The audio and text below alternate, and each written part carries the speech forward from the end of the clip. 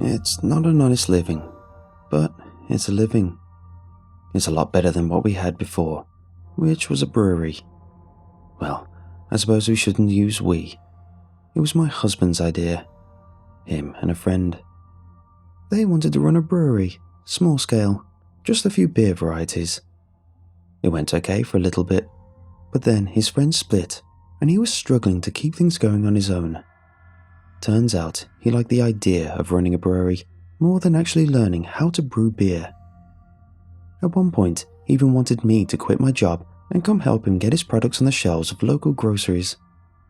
Ha, like I was going to quit my job while he was barely staying solvent with a brewery, to say nothing of being able to afford things like, our mortgage payments, not to mention that our marriage was already struggling. Sometimes I thought the fact we got at least 8 hours apart from each other every workday was the only thing holding it together. Well, he's gone now, and I'm the sole person running the business. I did end up quitting my day job for it. It's tough doing this by myself, but it's not like I can hire extra help. But I was doing quite well for myself. I've even expanded.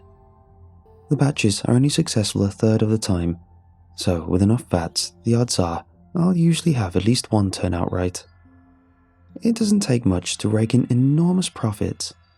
Like most rare luxuries, human skin fetches an exorbitant price, if you can find a buyer. The first year was tough. I knew I had a valuable product, but I had to find willing people to buy it, and I had to do so discreetly. Couldn't exactly have the police come around asking uncomfortable questions like, why do you have 8 people worth of skin laying around? Sure, it's not like they're going to find the skin bodies in a ditch anywhere. That's not how I operate, but I'm sure they'd find something to charge me with. Many somethings, most likely. So I had to be careful. When I finally made the right connections though, the payoff was worth the wait. I sell to all kinds of places. Medical facilities are tough. Lots of questions asked. The forgery isn't worth a cut, not when there's less stringent buyers available. I sell to a lot of dentists. Yeah, they've got uses for skin grafts, especially the upscale ones that do surgeries for gum repair and the likes. A lot of them are willing to look the other way, so long as it means they can stay supplied with grafts and keep charging ridiculous prices for their procedures. I also sell to rich folks. The really rich ones.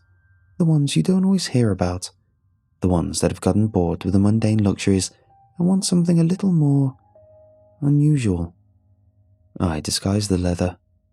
It's no fun if they can't flaunt it, after all. Like wearing racy panties to an interview. No one but you knows they're there. But they're there. So I dye it different colours and it gets turned into a stylish jacket or the strap for a watch or even leather seat covers for a foreign sports car. I charge a pretty penny for that last one because it takes multiple bodies to get enough for a car seat, much less an entire car's worth. Or at least, that's what they want to believe. It's not luxury unless someone suffers to produce it after all. I dress up the sale. I make up a story to go with the leather. I find out my client's preferences first. Maybe they want the victim to be a woman, snatched off the street and leaving behind a bereaved family.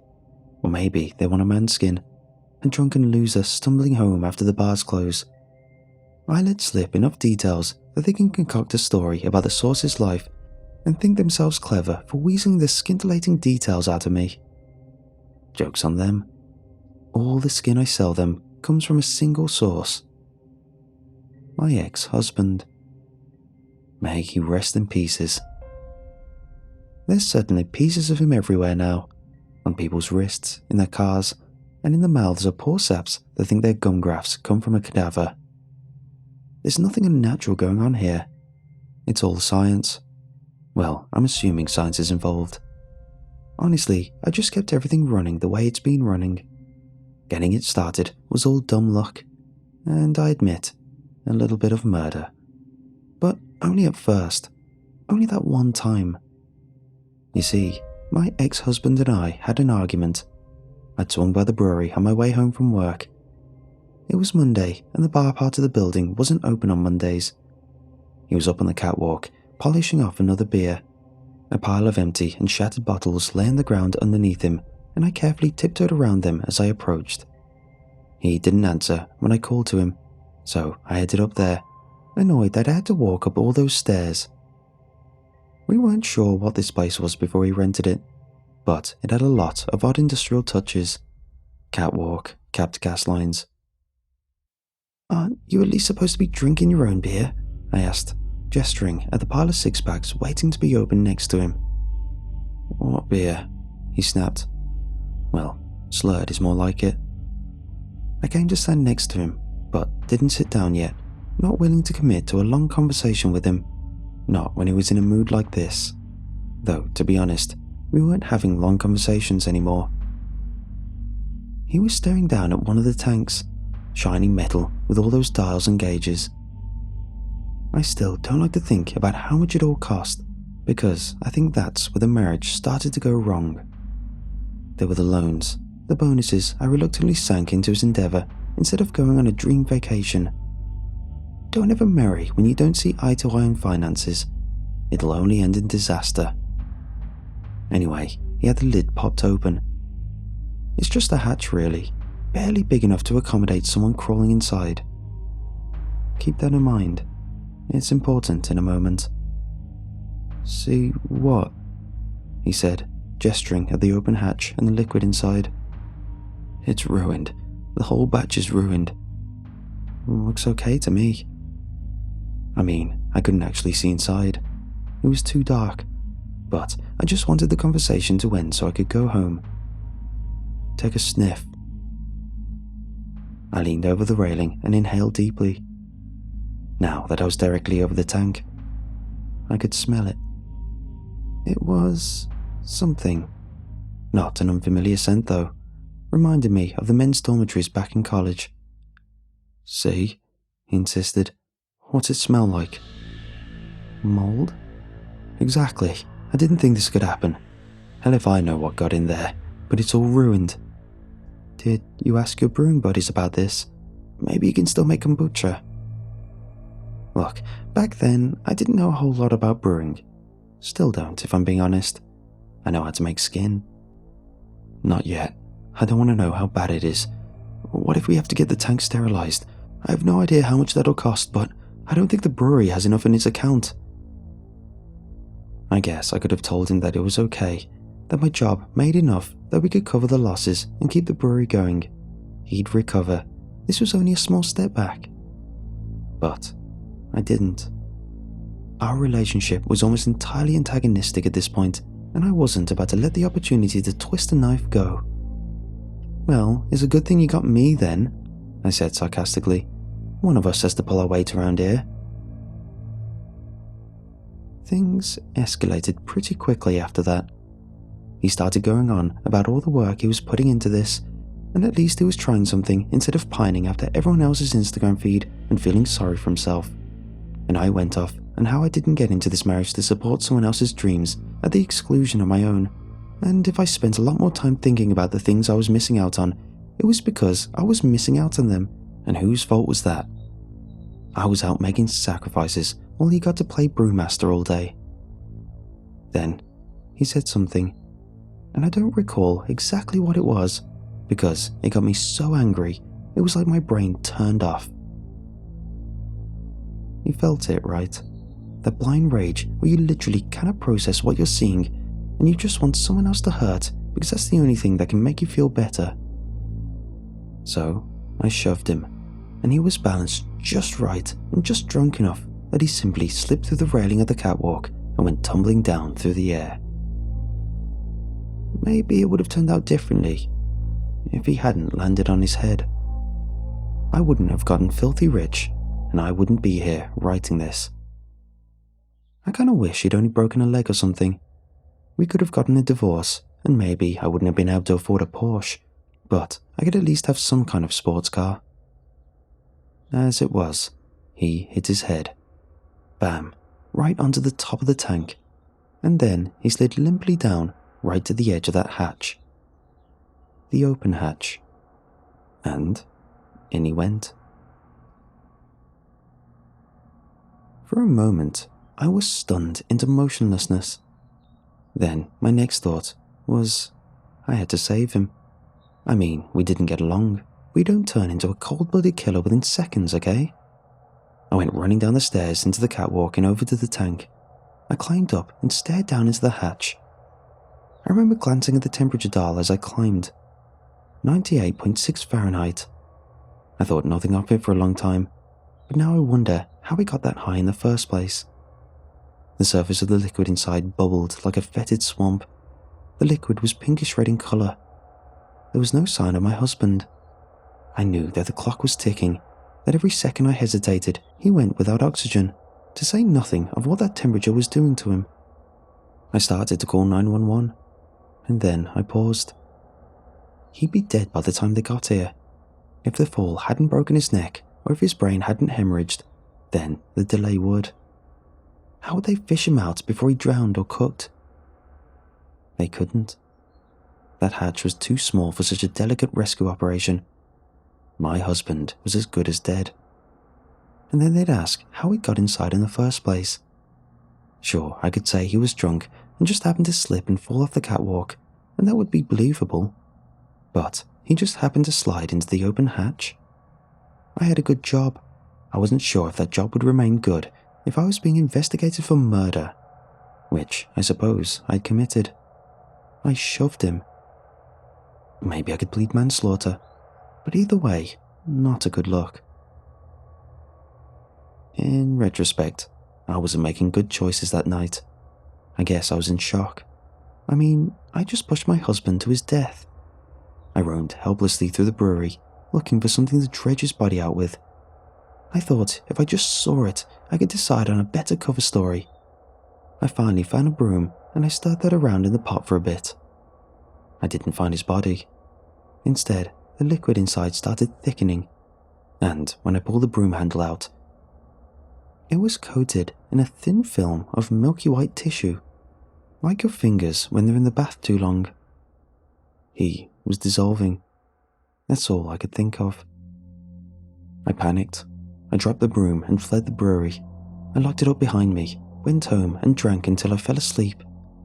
In the morning, I told work that I was sick and took the day off. I went back to the brewery and hoped that his body was gone and that I could just drain the tank and bury the bones somewhere. Wouldn't that be convenient? Unfortunately, his body was not gone. When I popped the hatch to the tank, I was confronted with a quivering mass of colour of a corpse and the consistency of a freshly risen loaf of bread. I poked at it with a broom handle, and it gave slightly. I pushed harder. It tore, slowly, and the wound pattern reminded me of peeling away dead skin. I didn't know what I had, not yet. But after I dredged most of it out, I realised that his body was gone, bones and all. I've never felt so relieved in my life. I reported my ex-husband as a missing person. Then, when the police started asking questions, I broke down crying and admitted that he was having an affair and took off to live with her. I produced the plane ticket he'd bought, one of the few times in our marriage I didn't regret a joint bank account. The police were sympathetic, but they couldn't do anything about a domestic issue like this, they said.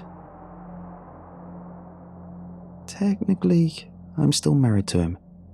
Can't get a dead person to sign divorce proceedings after all, and I really don't want anyone to scrutinize too hard. My ex-husband didn't have any close friends left after the one he started the brewing with split, so no one questioned it that much. With that handled, I turned my attention to the thing growing in the brewery tank. It seemed quite content to sit there at 98.6 degrees. I got a microscope, took some samples and engaged in some amateur biology. Eventually, I convinced myself that it really was skin inside there. The whole thing. Skin. So then, I had to figure out how to get rid of it if I was ever going to sell the brewery equipment. And that led me to some very interesting internet searches. And then I thought, wait a minute, I might be onto something here. I got connected with the right, or wrong people, depending on your perspective. Made a few sales and business just grew, literally from there. I transferred bits of my ex-husband to the other vats. It likes the temperature right at the average for the human body. After that, it consumes all the yeast and just keeps going. As I said earlier, it doesn't always work out. Sometimes the flesh doesn't solidify and you just get these patches floating around in a murky red liquid that smells like blood. Sometimes I wonder if that's my ex-husband trying to come back. Maybe if I left it long enough, I'll see organs and bones growing in there. I made a lot of money with the successful batches though. Got my dream vacations, got my dream car. I quit my job and told my friends I hit it big with stock options. I've always been ambitious, so they believed me.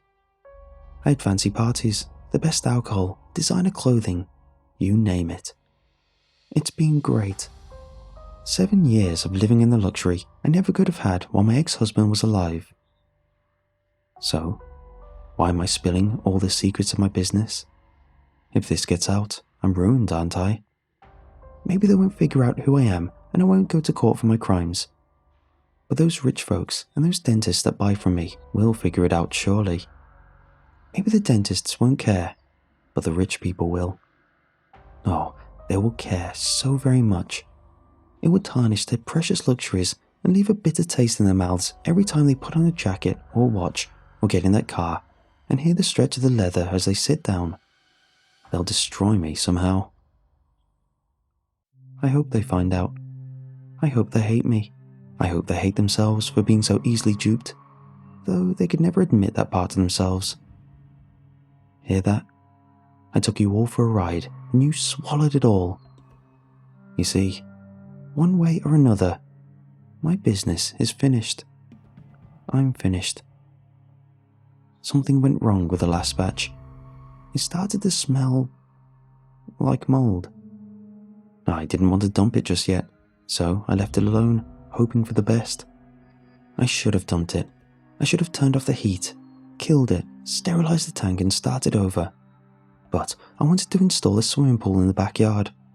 And, well, that would have been cash down the drain. I already had someone that wanted enough flesh to make a sofa out of. When I went to check on it next, worried about the smell, I found that the tank was almost full. There was only an inch of clearance between the soft surface of the massive skin and the hatch. It smelled like fresh baked bread, a thick yeast over with an undercurrent of mold. I gagged, slammed the lid, and turned the temperature way down. I couldn't sell skin that had gone moldy. I'd emptied the tank out in the morning and start over.